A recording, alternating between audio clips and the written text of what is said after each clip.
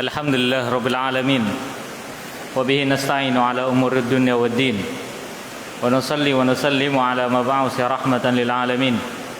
Nabiyyina Muhammadin wa ala alihi wa ashabihi wa tabi'in wa man tabi'ahum bi ihsanin ila yaumiddin. Wa sallama tasliman katsira ma ba'du.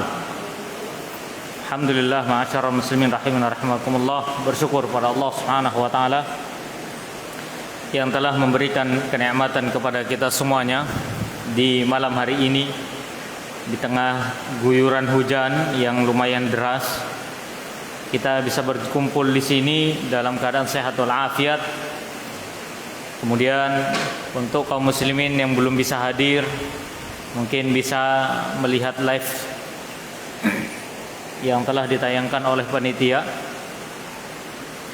Baik. Dan kita masuk pada bab baru. Isya'nya jam berapa ini? Jam 18 berapa? 4:45 lebih insyaallah. Baik. 18:52. Oke. Jadi agak panjang nih. Jadi Anda harus tahu dulu waktu Isya'nya, jadi enggak khawatir 14 nih. Masuk pada bab baru, yaitu minasyirki al-ista'adatu bi ghairillah. Hukum meminta perlindungan kepada selain Allah. Ma'asyiral muslimin rahimani rahimakumullah, sebelum kita mulai materi, maka kami berpesan kepada diri kami pribadi untuk senantiasa, dan kepada antum semua, untuk senantiasa mendoakan saudara-saudara kita yang tertimpa musibah dimanapun. Ya, ada yang sekarang ini erupsi Gunung Semeru, yang ada beberapa orang korban yang belum ditemukan. Ya, karena di sana memang dekat sekali dengan Gunung Semeru ya. Karena kami tahu sendiri dulu di tahun 2016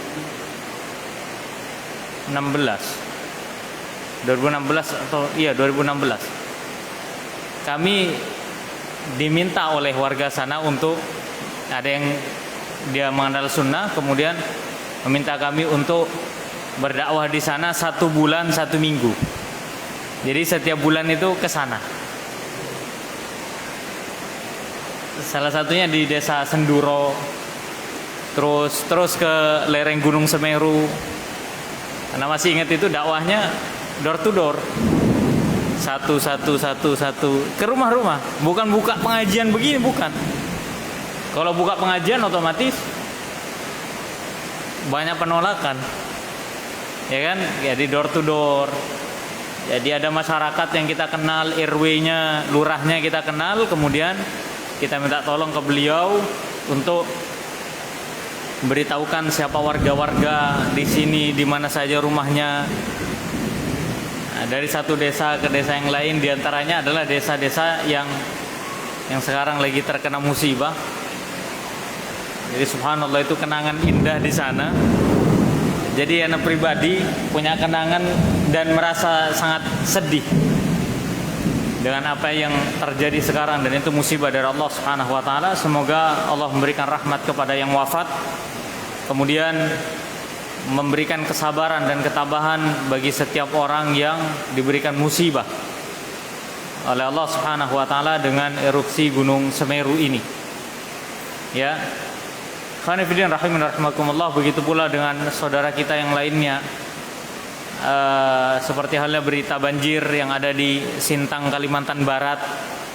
Dahulu juga di tempat banjir itulah ana berdakwah selama 40 hari, 1 bulan lebih, 15 hari, 1 bulan setengah di sana di tahun 2017. Jadi dipanggil ke sana selama 1 bulan Ramadan, lebih setengah bulan di Sintang itu. Di sanalah kita berdakwah, kita duduk bareng sama warga Kalimantan Barat. Jadi ketika mendengar tempat-tempat yang dahulu kita kunjungi, kita punya kenangan bersama masyarakat di sana, kemudian Allah berikan musibah, maka rasanya hati ini pun ikut bersedih. Karena bagaimanapun kita pernah tinggal di sana, kita pernah berdakwah di sana, kita pernah berjuang di sana, terutama yang sekarang di lereng Gunung Semeru, sampai-sampai disantet, iya. Mungkin antum kaget ya kan? Disantet yang kesurupan teman ana. Jadi ana ruqyah 2 hari, tidak selesai. Ini gara-garanya ada yang merasa terusik. Kemudian menginterogasi kami waktu itu. Waktu itu ana sendirian, diinterogasi 3 orang warga. Ditanya, kamu dari mana asalnya, ngapain kesini, jangan membahayakan sini. Itulah dakwah tauhid ya. Dimanapun berdakwah pasti ada halangannya. Iya Pak, di daerah sana itu. Ana lupa tempatnya, sampai lupa nama RW-nya. Bahasanya Madura, iya kan? Iya, bahasanya Madura. Jadi mudah bagi kami untuk berdakwah itu karena bahasanya Madura gitu. Di lereng Semeru bahasanya Madura. Subhanallah. Dikirim santet, iya. Di apa? Waktu itu sempat di sidang perguruan silat, iya. Tidak tahu kenapa tiba-tiba kami dipanggil ke kantor kecamatan di sidang, diantaranya adalah pembesar-pembesar dunia persilatan. Jadi dibilang kami mengusik keberadaan mereka. Loh, kita nggak mengusik, kita nggak buka pengajian di masjid, enggak. Jadi di rumah ya kajian apa? Kitab tauhid. Yang lebih lucu lagi ketika pengajian, tidak tahu ini menurut antum lucu apa serem. Jadi gini, pada saat kajian ada sekitar 7 orang warga yang ikut kajian di rumah itu. Jadi pada saat baca kitab tauhid, seret ngaji begini, tiba-tiba yang belakang kesurupan. Bubar kajian ya Pak. Jadi yang belakang gitu, di orang-orang di ruang tamu, kamar ana waktu itu disediakan dekat kandang sapi. Jadi kandang sapi sebelahan. Ya begitu. Jadi tiba-tiba seret, kok orang ini kayak orang tidur, tapi kok kayak gerak-gerak terus. Tiba-tiba gulung-gulung. Subhanallah, ternyata kesurupan. Ya. Ditelusuri, ternyata dia suka dengan kelenik-kelenik, di kantongnya, di dompetnya masih ada jimatnya. Jadi merasa terganggu, jinnya keluar. Maka ini cocok banget dengan pembahasan kita sekarang. Cocok banget dengan pembahasan kita sekarang. Dulu juga di sana anak tahu cara pembuatan jimat. Alhamdulillah. Kok alhamdulillah ya? Dikasih tahu teman-teman yang ada di sana cara pembuatan jimat itu seperti apa, kekufurannya seperti apa. Jadinya kita terbuka wawasan kita. Oh, ternyata yang bertuliskan Arab itu dipajang-pajang itu belum tentu adalah tulisan Arab yang bermakna. Bahkan itu terkadang nama-nama syaitan yang dituliskan. Ya fungsinya untuk penglaris bisa, untuk menjaga keamanan rumah dan yang lainnya, maka itu semua bentuk kesyirikan kepada Allah Subhanahu wa taala. Belum lagi kita juga melihat ada sebagian masyarakat yang mereka pun seorang muslim akan tetapi masih terbawa oleh budaya-budaya agama lain, ya kan? Agama Hindu, agama Buddha, dan kita tidak bisa menutup mata tentang hal itu. Memang itu ada. Kita tahu sendiri yang ada di mana. Di Gunung Bromo sendiri ada, iya kan? Apalagi di lereng Gunung Semeru ada. Percaya terhadap kelenik-kelenik, penunggu gunung dan yang lainnya, maka ini perlu perlu perhatian dengan adanya dakwah Ahlussunnah wal Jamaah ini, agar supaya mengajak masyarakat kembali kepada tauhid, ya, kembali kepada mengesahkan Allah Subhanahu wa taala. Karena hakikatnya ketika terjadi musibah, tidak ada yang bisa mengangkat musibah tersebut kecuali Allah Subhanahu wa taala. Ya, tidak ada yang bisa menyingkap musibah tersebut, membereskan musibah itu, menyelamatkan manusia kecuali Allah Subhanahu wa taala. Kemudian kita yang ada di sini jangan hanya sekedar bersimpati. Jika seandainya bisa kita pergunakan, sisihkan sedikit harta kita untuk membantu mereka, sekalipun itu hanya nominal yang sedikit, Walaupun hanya 500 rupiah, 2000 rupiah, jangan malu. Apa yang kita miliki untuk membantu saudara kita, bantu. Wa yu'siruna ala anfusihim walau kana bihim khasasah. Di antara sifat sahabat yang mulia itu mereka adalah yu'sirun, mendahulukan orang lain, kebutuhan orang lain dipenuhi meskipun mereka dalam kondisi yang sangat butuh. Nah, ini contoh yang baik. Bisa antum bayangkan, saat ini antum hujan, di sini hujan, tapi di bangunan yang alhamdulillah nyaman. Bunyi petir segala macam tidak membahayakan kita, alhamdulillah. Kita berlindung di masjid Allah, kita berada di tempat rumah-rumah Allah Subhanahu wa taala. Ya, berlindung dari hujan kepada Allah Subhanahu wa taala. Kita berada di tempat yang mulia, kita berada di tempat yang aman lagi nyaman. Kita meninggalkan rumah, apakah ada kekhawatiran tentang keluarga kita di rumah ketika musim hujan seperti ini? Anda tinggal ke sini, hati sampean was-was enggak? Was-was enggak? Sedikit was-was, mungkin karena genteng bocor mungkin. Iya kan? Hanya itu saja. Bisa Anda bayangkan bagaimana saudara kita yang saat ini berada di lereng Gunung Semeru sana, yang mereka terkena erupsi. Sudah habis, hancur, rata dengan tanah rumah mereka, kendaraan mereka hilang.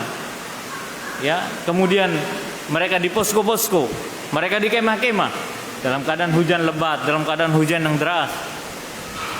Bagaimana kondisi fisik mereka, bagaimana kondisi tempat tinggal mereka. Mereka berada dalam kesulitan.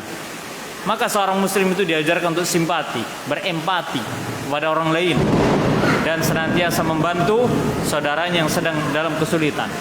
Ya, wa man kana fi auni akhi, kana Allahu fi auni. Barang siapa yang membantu saudaranya, senantiasa membantu saudaranya, sungguhnya Allah Subhanahu wa taala akan membantu dirinya. Maka ikhlaslah kepada Allah Subhanahu wa taala dalam ibadah kita, terutama dalam berinfak dan sedekah kepada orang-orang yang membutuhkan, yaitu orang-orang yang tertimpa bencana lagi musibah. Dan alhamdulillah ana melihat beberapa pamflet-pamflet penggalangan dana, dan luar biasanya itu adalah ana tidak mengetahui sebuah situs sunnah yang ada di negeri kita, meskipun di Jawa ataupun luar Jawa, ya, kecuali saat ini atau ketika terjadi musibah yang di berbagai macam daerah di negeri kita. Dan ana melihat yang pertama kali menggalang dana, menggalang bantuan adalah orang-orang yang alhamdulillah mengenal dakwah sunnah, ahlu sunnah wal jamaah. Ana nggak ngelihat di status WA ana itu kecuali orang-orang yang membagikan pamflet-pamflet masalah penggalangan dana. Dan semoga dengan ini Allah angkat derajat kita, ya, di sisi Allah Subhanahu wa taala karena sebab sedekah yang kita berikan kepada mereka. Ma'asyiral muslimin rahimun rahimakumullah. Bab ini merupakan bab yang sangat penting, yang mana di bab ini pula lah kita banyak melihat orang-orang di antara kaum muslimin yang mereka banyak menjumpai kesalahan atau terdapat penyimpangan-penyimpangan yang sangat banyak. Ya, penyimpangan yang sangat banyak. Yaitu di antara bentuk kesyirikan adalah meminta pertolongan kepada selain Allah Subhanahu wa taala. Ya, sebelum kita masuk materi ini, antum tahu isti'adah ya? Isti'adah itu apa sih? Meminta pertolongan. Lafaz isti'adah itu disebut dengan at-ta'awud. Apa ta'awud? Ta'awud, a'udzu billahi minasyaitonir rajim. Dan lafaz ta'awud, ya, lafaz ta'awud itu bermacam-macam. Ada yang berlafaz a'udzu billahi minasyaitonir rajim. Kemudian apa lagi? Ada yang memiliki lafaz a'udzu billahi samii'il 'alimi minasyaitonir rajim min hamzihi wa nafthihi wa nafthihi wa nafsihi. Kedengaran enggak? Ini hujan soalnya ya. A'udzu billahi samii'il 'alimi minasyaitonir rajim min hamzihi wa nafthihi wa nafsihi. Wa nafthihi pakai kha yang pertama, kemudian wa nafsihi, nafasa. Nafasa. Sa ya temannya tak itu loh, abatasa. Nah, sampai tak eja coba Anda. Enggak paham juga, subhanallah. Baik. Ya, jadi itu lafadznya. Kalau lafaz yang pertama, a'udzubillahi minasyaitonirrajim, aku berlindung ya dari kepada Allah Subhanahu wa taala dari syaitan yang terkutuk. Nah, kemudian lafaz yang kedua, a'udzubillahi samii'il alim. Aku berlindung kepada Allah yang Maha mendengar lagi Maha mengetahui. Minasyaitonirrajim, dari syaitan yang terkutuk. Min hamzihi, dari godaannya. Wa nafkhihi, nafakha, ya, nafakha itu bisa bisikan, godaan. Wa nafsihi, ataupun bisikan jiwa, syaitan yang berbisik kepada jiwa kita, memerintahkan kepada keburukan. Maka kita berlindung kepada Allah Subhanahu wa taala. Ma'asyiral muslimin rahimin rahimakumullah. Di dalam Islam syaitan itu adalah musuh, dan Allah tetapkan syaitan itu sebagai musuh. Kata Allah Subhanahu wa taala, "Inna syaitana lakum aduwwun fattakhidhuhu aduwwa."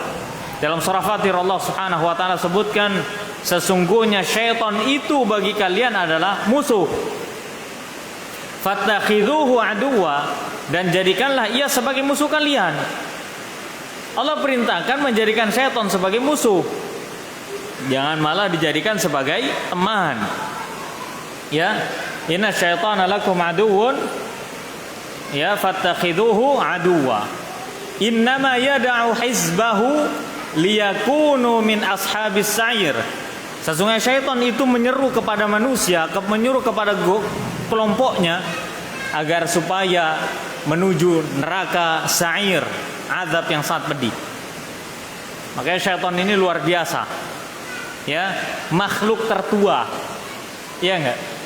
Makhluk tertua diantaranya adalah syaitan, lebih tua daripada manusia. Syaitan itu adalah sifat.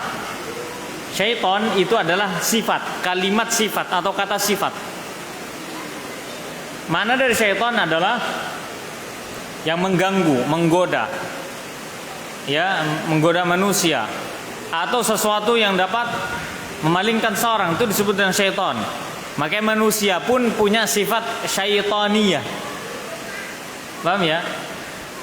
Ada orang-orang memiliki sifat syaitaniyah. Kapan itu? Ketika mereka membuat keonaran di tengah-tengah masyarakat. Hewan pun memiliki sifat syaitaniyah. Kata Nabi SAW, sesungguhnya di antara sifat syaitan, terkadang unta itu, di antara sifat unta adalah memiliki sifat syaitaniyah. Apa syaitaniyah? Yaitu memberontak, liar kembali dari tuannya, lepas dari tuannya, maka itu disebut dengan syaitaniyah. Sulit untuk dikendalikan, maka unta itu memiliki sifat syaitaniyah. Paham ya? Jadi nama syaitan itu tidak diketahui. Oke, ifrit, oke. Satu itu toh. Yang lainnya, wallahu a'lam bishawab. Kecuali ada dalil yang mengatakan sifat jinnya seperti ini, namanya seperti itu, baru kita tetapkan. Kalau tidak ada, maka tidak boleh menetapkan nama jin atau syaitan. Kenapa?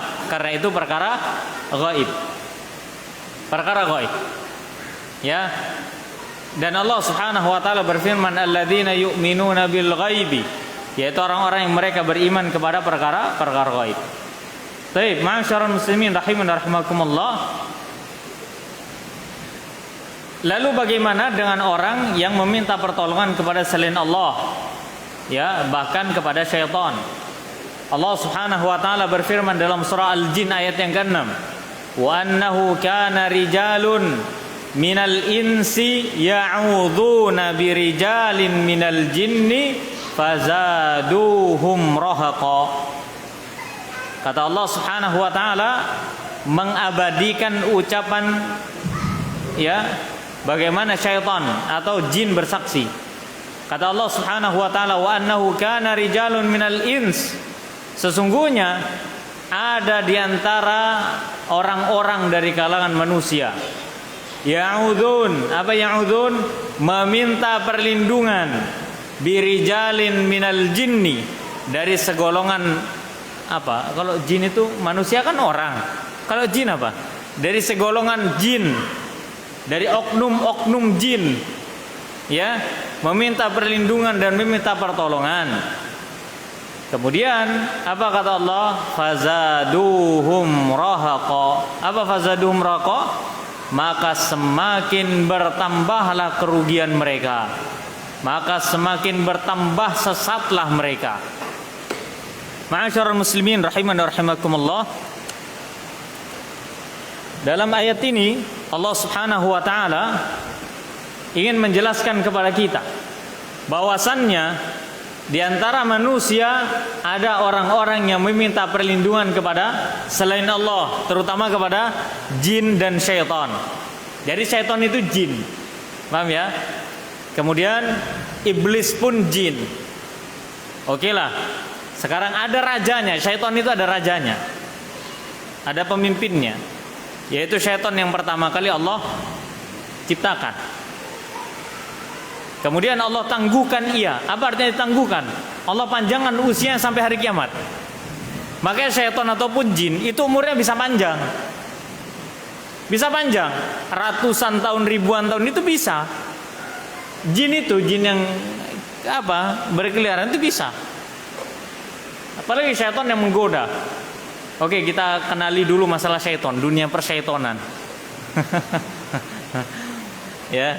Al-Imam Ibnul Jauzi rahimahullah ta'ala mengatakan, orang yang cerdas adalah orang yang tahu tentang strategi musuhnya. Betul nggak? Iya kan? Musuh kita siapa? Syaitan. Tahu nggak strategi syaitan itu seperti apa? Nggak tahu kan? Pokoknya tawud aja Ustaz, pokoknya tawud aja. Nggak gitu. Tahu bagaimana jejak langkah syaitan, pintu gerbangnya itu masuk dari mana aja. Paham sampai sini? Kalau kita sudah tahu pintu gerbangnya, kita tutup bisa kita tutup, bisa kita halau, bisa kita kontrol. Nah, kalau nggak tahu bagaimana cara masuknya, jalannya, cara menggodanya, wah, luar biasa. Betapa meruginya kita. Oke, syaitan itu bermacam-macam. Ada laki-laki, ada perempuan. Ya, mereka juga menikah. Jin itu juga menikah. Kemudian jin itu punya anak juga. Mereka makan, mereka minum. Sama seperti manusia, mereka terkena kewajiban syar'i. Ada yang muslim, ada yang kafir. Ya, makanya kata Allah Subhanahu wa taala berfirman, sesungguhnya di antara jin dan syaitan itu, di antara jin itu, wa anna minnas salihun wa minna duna dzalik. Sebenarnya di antara kami ini, kata jin, ada yang soleh, ada yang enggak. Ada yang soleh, ada yang enggak, gitu loh. Jadi jin itu enggak semuanya sesat, enggak. Ada yang soleh juga. Sama kayak manusia. Ya, ada yang kafir, ada yang muslim, sama kayak jin. Allah ciptakan jin pertama kali sebelum Adam. Oleh karena Allah Subhanahu wa taala berfirman, "Wa ma khalaqtul jinna." Baru setelah itu wal insa, Az-Zariyat 56. Jinna wal insa. Kenapa jin duluan disebut? Karena jin yang diperintahkan yang diciptakan pertama kali lebih dulu sebelum manusia. Baru kemudian syaitan ini diperintahkan oleh Allah Subhanahu wa taala untuk apa? Untuk bersujud kepada Nabi Adam, manusia pertama yang diciptakan oleh Allah Subhanahu wa taala. Ya, akan tapi ternyata dia termasuk golongan yang ingkar. Semua malaikat itu bersujud kepada Nabi Adam atas perintah Allah Subhanahu wa taala. Akan tetapi syaitan enggan untuk bersujud. Ya. Maka apa yang terjadi? Allah Subhanahu wa taala kafirkan syaitan. Bayangin enggak mau sujud ke Adam. Gara-gara apa? Syaitan mengatakan, ya sesungguhnya engkau ciptakan aku dari api. Ya, engkau ciptakan aku dari api, sedangkan engkau ciptakan ia dari tanah. Syaitan menyangka, qala ana khairum minhu khalaqtani min narin wa khalaqtahu min tin. Sungguhnya engkau ciptakan aku dari api, dan engkau ciptakan ia dari tanah. Dia sombong, tidak mau bersujud kepada Allah Subhanahu wa taala. Maka karena sombongnya Allah mengusir ia dari surga. Qala fakhruj minha fa innaka rajim. Keluarlah kamu dari surga itu karena sungguh engkau terkutuk. Wa inna 'alaika la'nati ila yaumiddin. Di dalam surah Sad ayat 71 sampai 85. Sesungguhnya engkau termasuk orang-orang yang dilaknat sampai hari kiamat. Jadi Allah sudah melaknat syaitan sampai hari kiamat. Lah kok bisa manusia malah menjadi pengikutnya syaitan? Syaitan sombong, Allah sesatkan ia. Syaitan sombong, apa lagi? Allah keluarkan ia dari surga. Syaitan sombong, Allah laknat ia sampai hari kiamat. Tapi apakah syaitan berhujah? Membela diri. Membela diri enggak syaitan? Ketika dia tahu merasa dirinya salah. Hah? Bela diri? Enggak, dia enggak bela diri. Iya, ngaku dia salah. Ini syaitan loh, saya ada sisi merasa bersalahnya loh. Kalau dia salah diem, syaitan tuh begitu. Kok ada manusia giliran ditegur karena kemaksiatannya, malah yang menegur diomelin. Ya enggak? Iya. Ketika dikasih tahu ini kesyirikan, kata siapa? Kamu jangan sok bener. Ketika dikasih tahu ini kebid'ahan, kamu ini merasa paling benar kamu ini.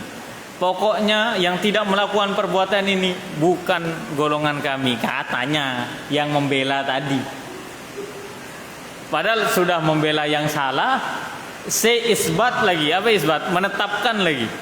Kalau yang tidak melakukan ritual ini maka dia pasti sesat. Ujung-ujungnya teriaknya Wahabi. Udah begitu sudah. Sudah salah dikasih tahu salah, tidak bercermin. Kalau tahu bercermin, merem gitu. Apa yang terjadi? Yang terjadi nggak kelihatan apa yang ada di hadapannya dan tentang dirinya. Syaitan dikasih tahu sama Allah, kamu ini terlaknat sampai hari kiamat. Apakah dia mengajukan uzur? Enggak. Syaitan tidak mengajukan uzur. Enggak mengatakan, ya Allah kan saya enggak sujud ke Adam, bukan tidak sujud ke Anda.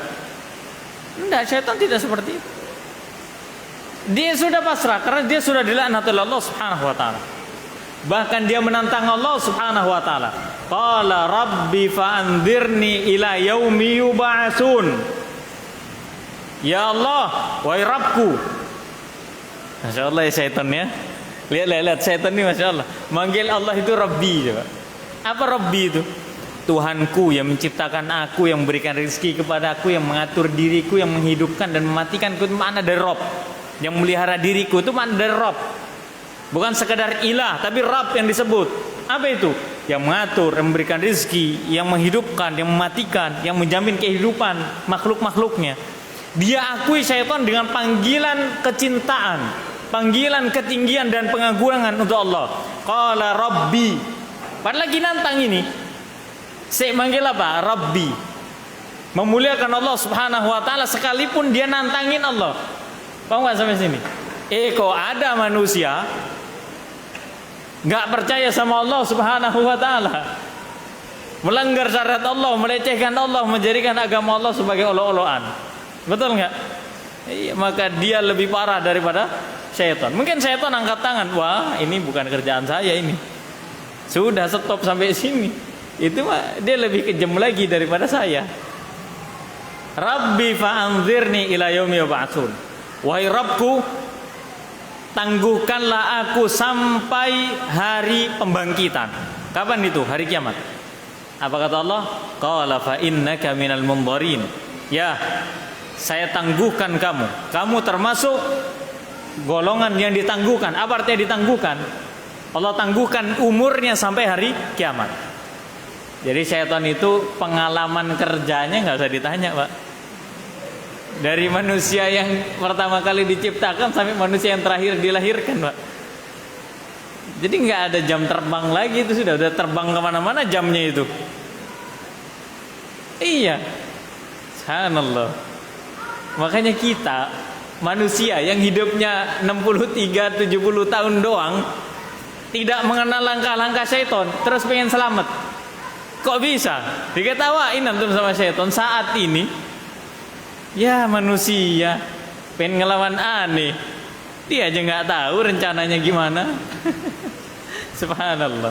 Antum tahu kenapa Ibnu Jauzi menulis kitab Talbis Iblis? Cara-cara syaitan menyesatkan manusia. Kenapa? Agar supaya manusia itu merasa bahwa sana dirinya berada di jalan-jalan yang dimasuki oleh syaitan. Kemudian setelah Allah tangguhkan ia, dan masalah menangguhkan umur itu adalah kehendak Allah Subhanahu wa taala. Kalau tidak ada dalil yang menunjukkan seseorang itu ditangguhkan umurnya, maka jangan menetapkan bahwasannya orang itu hidup sampai sekarang. Contoh seperti Nabi Khidir.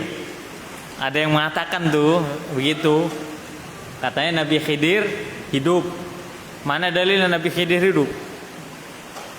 Nah, mana dalilnya? Enggak ada. Dalam Al-Quran tidak disebutkan Nabi Khidir itu hidup sampai hari kiamat, tidak.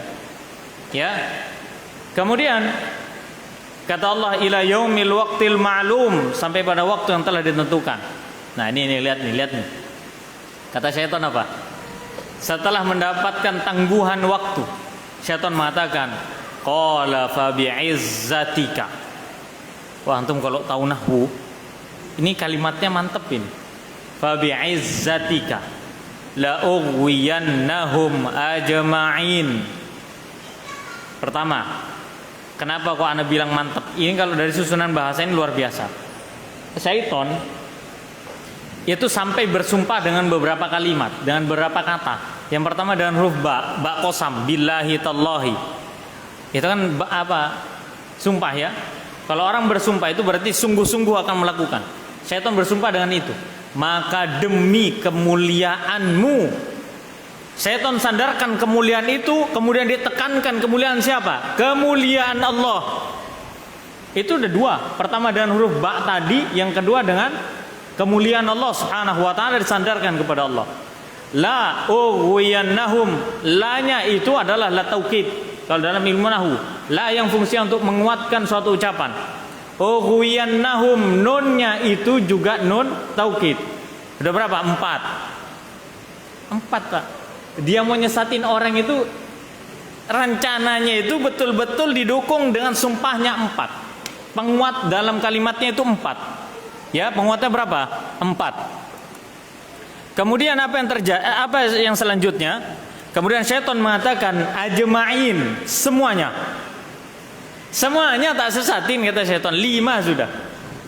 Jadi dia sudah ngasih jaminan kepada Allah dengan 5 penguat dalam satu kalimat. Nih, tak betul-betul saya sesatin, kata syaitan. Ajma'in semuanya, mau laki, mau perempuan, tua, muda, kaya, miskin, semua tak. Kemudian syaitan buat pengecualian. Illa ibadaka minhumul mukhlasin. Kecuali hamba-hambamu yang ikhlas. Dia angkat tangan kalau udah ikhlas. Makanya kenapa syaitan itu nyerang orang itu lewat mana? Nyerang orang itu lewat mana? Ibnu Jauzi rahimahullah ta'ala mengatakan apa? Di antara godaan ahli ilmu dan ulama serta ahli ibadah itu terletak pada hatinya dan keikhlasan. Benar gak nih? Iya, Pak. Kalau kita berbicara keikhlasan, Masya Allah, hati kita ini terkadang dibuat ragu oleh syaitan. Iya kan? Iya. Terutama dalam masalah amalan. Betapa banyak amalan kita yang tanpa kita sadar itu batal karena sebab kita tidak ikhlas kepada Allah Subhanahu wa taala. Ya, apalagi di tengah berkembangnya media sosial, terutama tantangan bagi alim ulama, ahli ilmu. Tantangan bagi alim ulama itu bukan sekedar jamaahnya. Yang paling berat itu adalah ikhlasnya. Lah dulu Imam Sufyan Ats-Tsauri belum ada sarana-sarana yang membuat dia tenar, dia dikenal orang banyak, itu saja udah takut karena sebab dia takut tidak ikhlas kepada Allah Subhanahu wa taala. Sulit diriku untuk mendidik hatiku untuk ikhlas selama 40 tahun.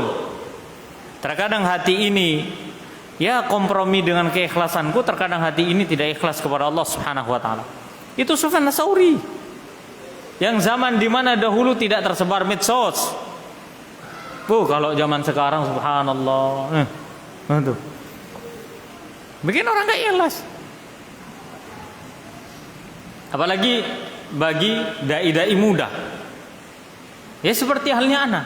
Wis ini teguran buat ana wis. Apa itu? Hubbus syuhrah. Apa hubbus syuhrah?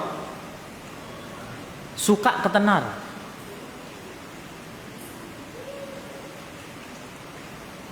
Sampai-sampai naruh HP sendiri.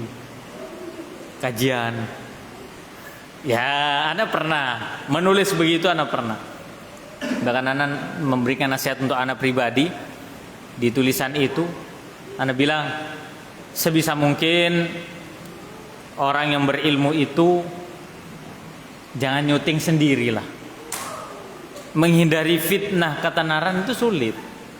Ada yang komen, kan antum nggak tahu hatinya, siapa tahu ikhlas. Masya Allah, Masya Allah ini.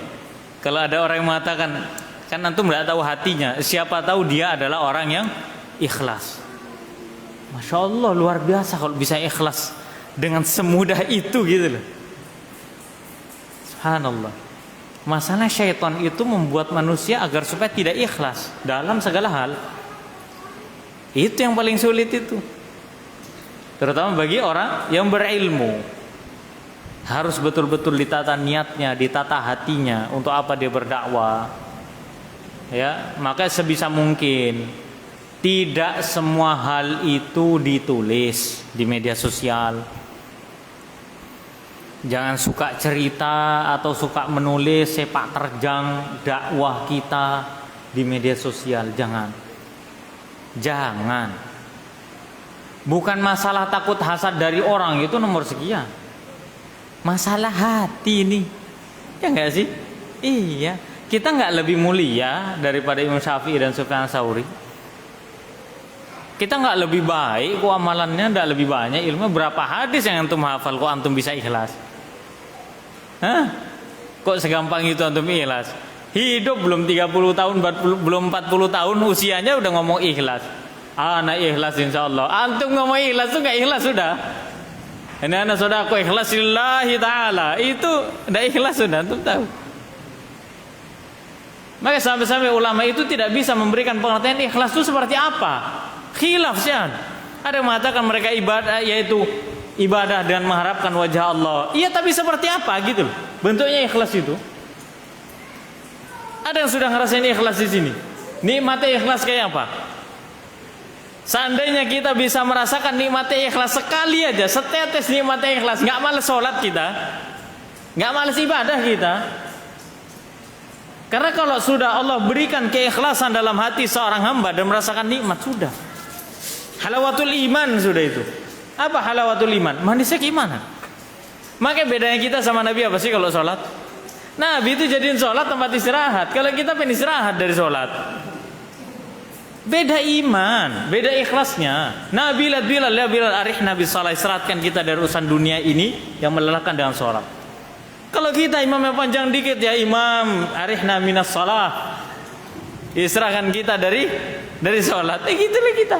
Beda tipis. Nabi ke timur, kita ke barat gitu aja. Arahnya beda memang.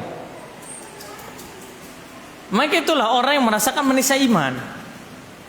Ikhlas. Karena itulah syaitan berusaha membuat manusia lari dari jalan Allah Subhanahu wa taala.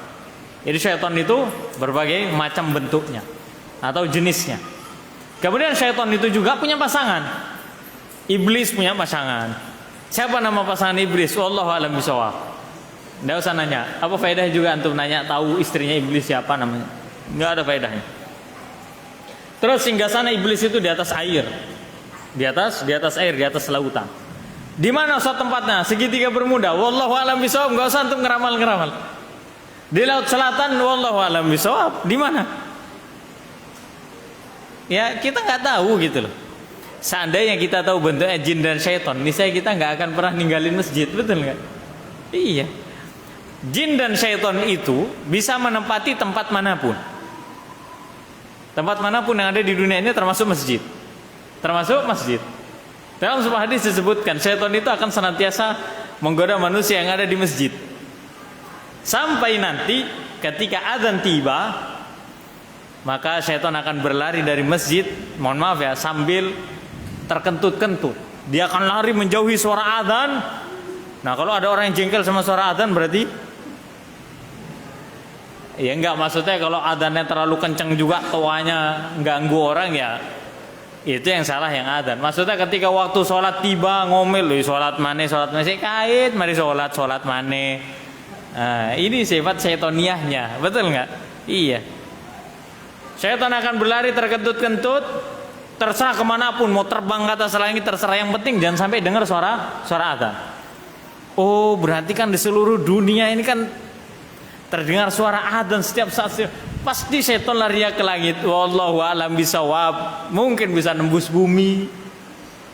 Terserah dia, sudah bukan urusan kita mau lari kemana kayak dia. Nanti kalau adzan selesai dia kembali lagi ke masjid, mengganggu orang di masjid supaya nggak datang sholat. Jadi ada tugas syaitan shift di masjid, ada yang di luar. Yang di luar, jangan ke masjid dong. Yang di dalam masjid diusahakan untuk keluar dari masjid supaya tidak mendirikan sholat. Sudah. Nanti kalau waktunya iqamah, dia lari lagi terkentut-kentut. Setelah selesai iqamah, sholat didirikan, syaitan datang lagi menggoda manusia yang sedang sholat. Jadi kita berkumpul di sini, bermajelis ilmu, itu pasti ada syaitannya. Pasti ada syaitan. Lewat sholat aja ada syaitan yang mengganggu. Ya kan? Membisikkan was-was di hati manusia ketika sholat. Ayo pikirkan ini gimana, yang ini gimana, yang itu. Betul nggak? Iya. Coba Pak, hikmah Allah ya. Allah tidak menggambarkan apa yang dalam pikiran kita dalam bentuk visual, Pak. Coba ada layarnya ya, tayangannya beda-beda udah. Yakin sekarang ini tayangannya beda-beda. Apa? Kalau seandainya di atas kepala kita itu ada layar menampilkan visual, ya menampilkan apa yang kita pikirkan. Waduh, sudahlah. Lagi sholat tayangannya beda-beda. Ada yang amin, tapi jiwanya kemana-mana. Pikirannya kemana-mana, jasadnya saja yang ada di masjid. Itulah syaitan. Dia tidak akan pernah berhenti menggoda manusia. Kemudian syaitan itu masuk lewat mana ke tubuh manusia? Lewat aliran darah. Lewat aliran darah. Ya, syaitan itu masuk ke tubuh manusia lewat aliran darah. Oleh karena diantara obatnya adalah berpuasa. Berpuasa. Kemudian juga syaitan itu akan menggoda manusia untuk membuka pintu-pintu maksiat dengan cara membuka pintu maksiat. Di antara pintu maksiat adalah mata, telinga, mulut. Ya, ini pintu-pintu maksiat. Barang siapa yang bisa mendalikan ini kemudian hatinya, maka ia terhindar dari maksiat. Bukan berarti aman, terhindar. Sementara terhindar. Kalau aman tidak, karena syaitan tidak akan pernah berhenti untuk menggoda. Ya, maka orang-orang salaf terdahulu ketika mereka ditanya, kenapa engkau senantiasa beribadah kepada Allah dan tidak merasakan lelah dan letih? Apa yang ia katakan? Sesungguhnya bagaimana kita bisa merasakan letih dalam ibadah? Kok bisa kita merasakan ibadah letih itu? Sedangkan syaitan tidak pernah letih untuk menyesatkan kita dari ibadah tersebut. Nah, itu gimana itu konsepnya coba? Kok bisa? Berarti imannya tebal begini. Bagaimana, kalau coba terapkan dalam kehidupan kita, bagaimana kok bisa kita ngerasakan letih dalam ibadah? Apa yang kita jawab? Ya nggak tahu.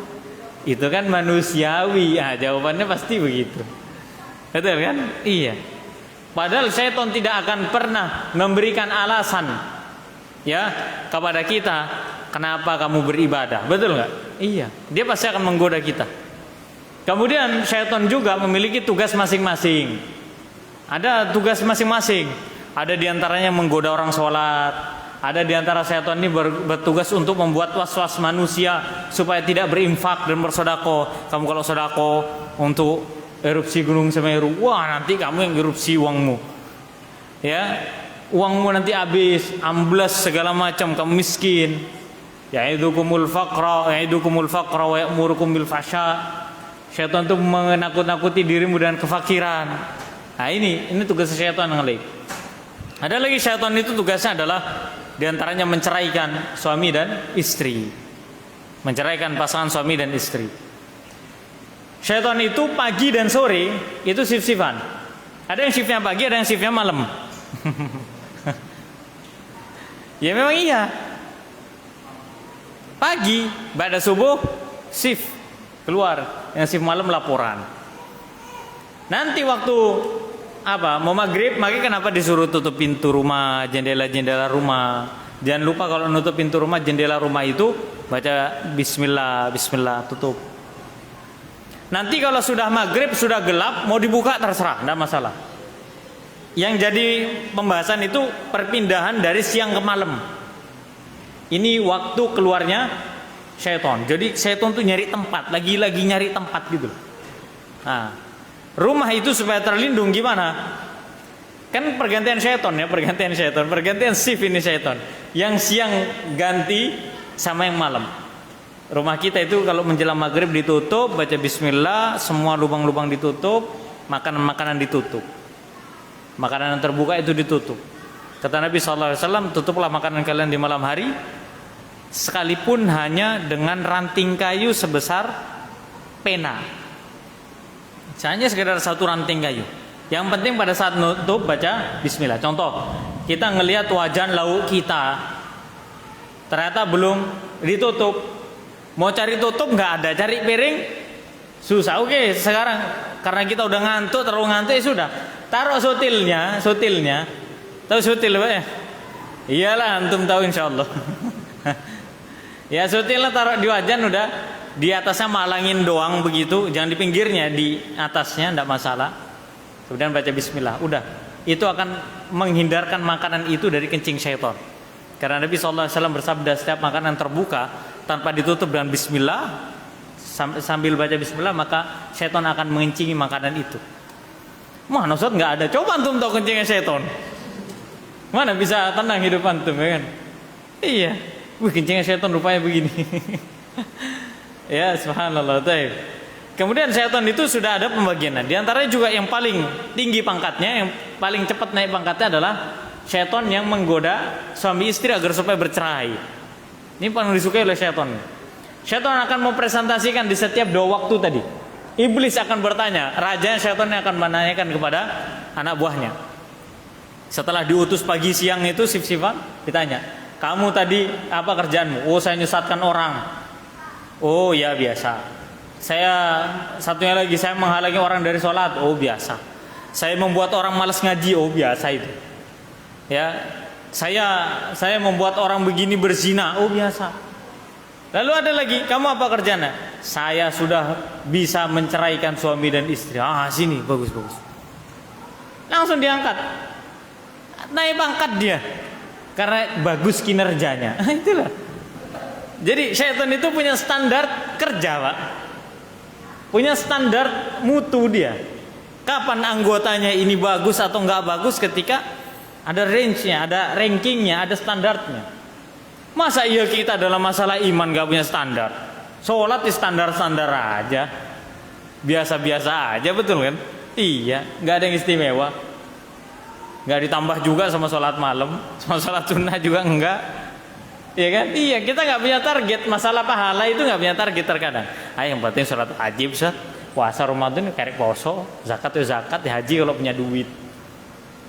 Itu pun kadang punya duit tidak terbetik untuk haji. Terbetiknya untuk apa? Wah, rumah, wah, mobil, wah, motor, itu kita. Syaitan itu punya standar. Sama anak buahnya SOP-nya punya sendiri dah. Siapa yang bisa menceraikan suami istri, naik pangkat. Maka syaitan berusaha untuk menceraikan suami istri. Ini tugas syaitan. Di antaranya juga adalah syaitan suruhan. Apa itu syaitan suruhan? Yaitu syaitan yang sifatnya disuruh, diajak kerjasama oleh para dukun. Ya, para dukun, baik laki-laki ataupun perempuan. Maka jangan tertipu dengan ya yang sekarang dukun mau dia berpakaian sorban, berjubah, masuk TV, nantangin syaitan, nantangin dukun. Kurang kerjaan untuk nantangin dukun. Saya tantang dukun ini adu kekuatan. Antum adu kekuatan tuh banyak jinnya loh. Antum nantangin dukun itu sudah godaan syaitan. Tahu antum? Apa manfaat antum nantangin dukun? Ya biar dia tidak membuka praktik perdukunan. Jangan ditantangin, dakwahi. Bukan kamu punya jin apa? Ayo santet saya kalau bisa. Enggak gitu, disantet beneran buyar antum acara itu. Iya kan? Iya. Kenapa ada orang berani? Kalau kamu berani santet saya. Apakah Rasulullah begitu dalam dakwah? Nabi loh. Enggak. Enggak nantangin dukun, enggak. Apakah di zaman Nabi ada dukun? Di antara praktek jahiliyah adalah perdukunan. Enggak usah ditanya. Makanya apakah Nabi menantang? Tidak. Lah kok zaman sekarang orang bukan Nabi, bukan tiba-tiba nantangin dukun, datangin dukun ke sana kemari, betul enggak? Diruqyahnya dukunnya. Dia yang harusnya diseret diruqyah duluan. Kau bisa antum nantangin dukun berani gitu loh. Bukan berarti kita harus takut sama dukun. Enggak boleh. Nantangin musuh itu enggak boleh. Menantang musuh datang itu enggak boleh. Kalau musuh datang lawan, jangan ditantang. Ayo kamu kalau berani masuk ke badan saya, pengaruhi saya kalau bisa. Enggak. Ente punya jin, dukunnya juga punya jin. Jinnya udah kong kali kong di sono. Biar ente kelihatan tanah raja gitu loh. Iya kan? Iya. Makanya subhanallah. Dan itulah hakikat dari dukun sejati. Apa itu? Dukun berkedok ustadz, dukun berkedok kiai. Baca Quran pun enggak benar Qurannya. Anda pernah suatu ketika menjumpai, jadi cerita ada orang kesurupan. Iya, di daerah Lumajang. Ini kenangan indah, pokoknya di Lumajang ini banyak kenangan indah. Di antara adalah meruqyah orang. 2 hari 2 malam, Pak. Tidak selesai. Ini orang kalau lagi kesurupan masuk ke bawah sofa. Jadi bukan sofa ya, kursi ruang tamu gitu yang agak tinggi, orang masuk ke bawah, gulung-gulung di situ. Ngamuk-ngamuk di situ. 2 hari 2 malam, enggak malam, enggak siang kayak gitu. Baru tidur sebentar udah gurak ruang tamu itu. Anda mikir, ya Allah subhanallah. Akhirnya ada bapaknya si korban ini, Anda masih ingat itu.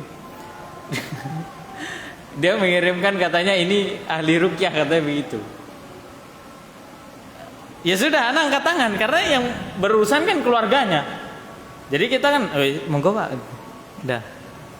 Nah, ahli ruqyah tiba-tiba mengeluarkan sapu tangan dimasukkan ke air. Terus dikebas-kebas begini. Ketawa dong jinnya. Lapo kon katanya.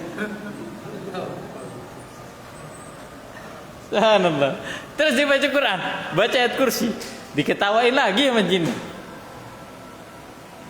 Ketawain lagi sama jin. Bacaan Quran mulu jelek katanya. Antum enggak shock tak kalau lagi ngeruqyah kayak gitu? Subhanallah. Apa kata, bahkan jinnya yang saat itu berbicara, kita memang enggak boleh percaya sama omongan jin ya. Ini anak yang kesurupan ini, dia sabuk hitam, persilatan tuh sabuk hitam dia. Sudah sabuk hitam, sudah selesai, bahkan digurukan jadi pelatih, tapi dia kenal sunnah, lepas semua. Nah itu pengaruh jinnya di situ. Kata jinnya itu ngomong gini, hari iki lo tau mondok. Bacaan Qurannya lebih bagus saya daripada kamu. Jadi peruqyah ini dibully habis-habisan. Aneh ya, diem aja. Masa ya ketawa setuju dengan perlakuannya jin saat itu kan?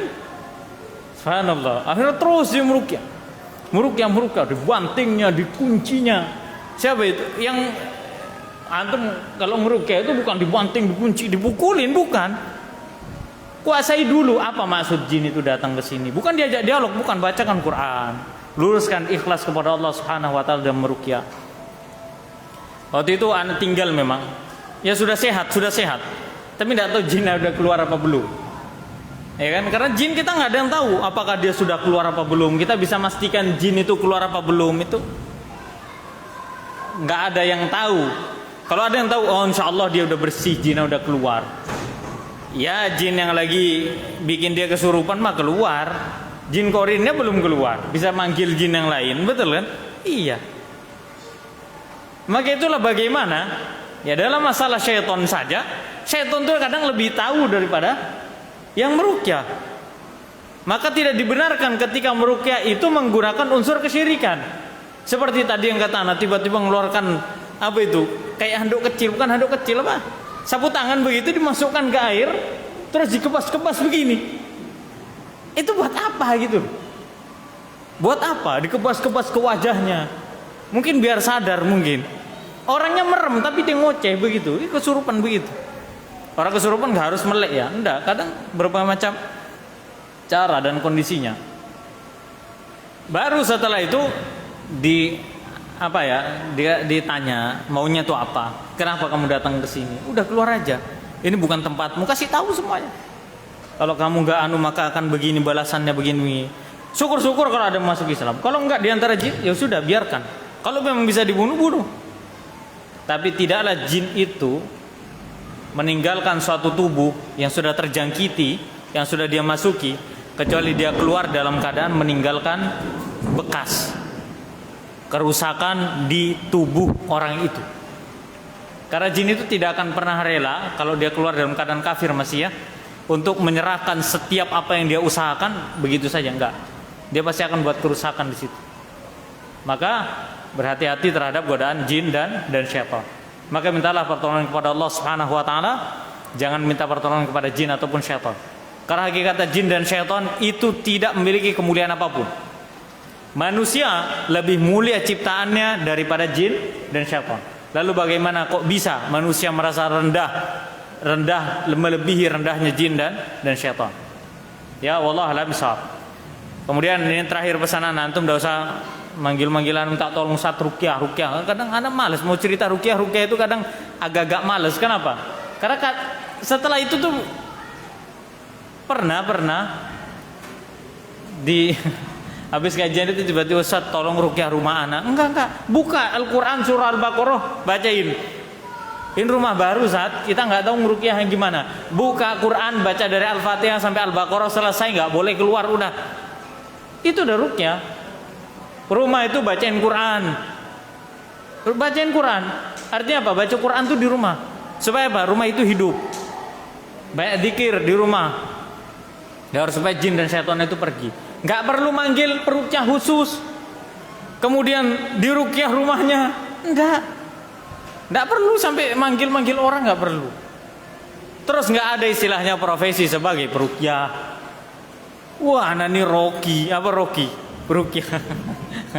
Sampai ada julukannya Rockiyun. Nah, ini nggak boleh dalam Islam, tidak ada sahabat yang menjadi Rocky. Paham ya? Iya, siapapun bisa meruqyah. Antum sendiri bisa meruqyah diri antum sendiri, bisa.